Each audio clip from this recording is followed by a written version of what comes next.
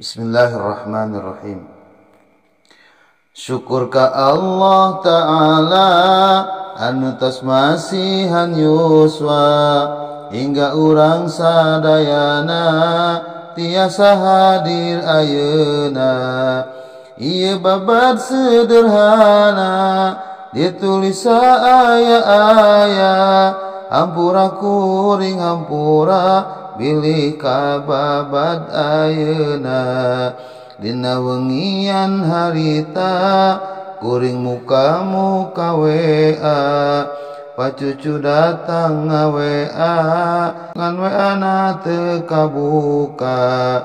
Dina sanggeus salat subuh bari panon rada tunduh, beres tina kuliah subuh aya telpon tepuguh.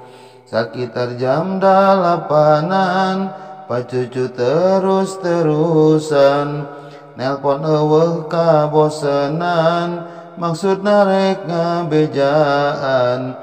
Pacucu pok cumarita eta WA geura baca, bisi candi buka-buka mangkaning tereh waktuna. Poe Senen pelatihan geus aya dina daftaran, geura nyieun persyaratan kade ulah teu miluan. Asalna hoream pisan kusabab pasti nundutan, beteung pasti guguruwukan kusabab eueuh eusian. Tapi lamun teu miluan asa radanya pisan, kusabab aya ongkosan lumayan pikeun lebaran. Tanggal 18-an pelatihan di mimitian, indit manis subuh pisan rada sieun kaberangan. Anas datang subuh-subuh bari panon banget tunduh, dibuka 9:30 awak geus karasa ripuh. Acara di mimitian ku acara pembukaan, pakemanag nu sambutan jeung ngabuka pelatihan.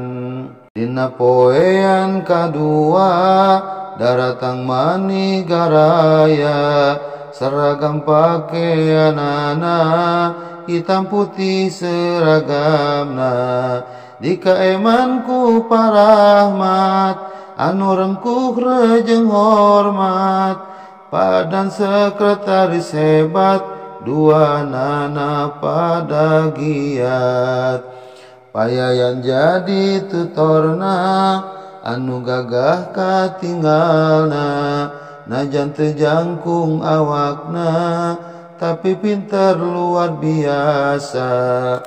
Pandang nu kaduana nu dijadikeun tutorna, rada kocak na ngajarna loba piseurieunana. Ti isuk nepi ka sore gawena teulang lalengle, duanana hararade najan jarang dipepende. Sadaya para peserta taat kana perintahna, disiplin di alajarna sesuai jeung komitmenna. 30 sakabehna peserta nu haladirna, Pak Asep nu pangjangkungna, pacucu nu pangkolotna.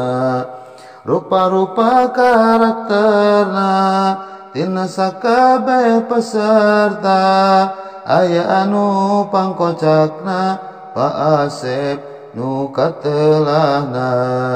Dina acara terakhir panitia kabeh hadir, taya peserta nu mungkir sabab liklat rek berakhir. Peserta ge suraseri bararunga katingali, hila duit katingali, balik bisa bulah beli.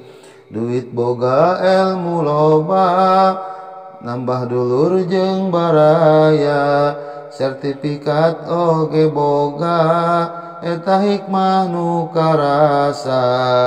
Ayu urang ngadarua ka Gusti Allah Ta'ala, sangkan aya manfaatna hasil diklat teh karasa, sangkan aya manfaatna hasil diklat teh karasa.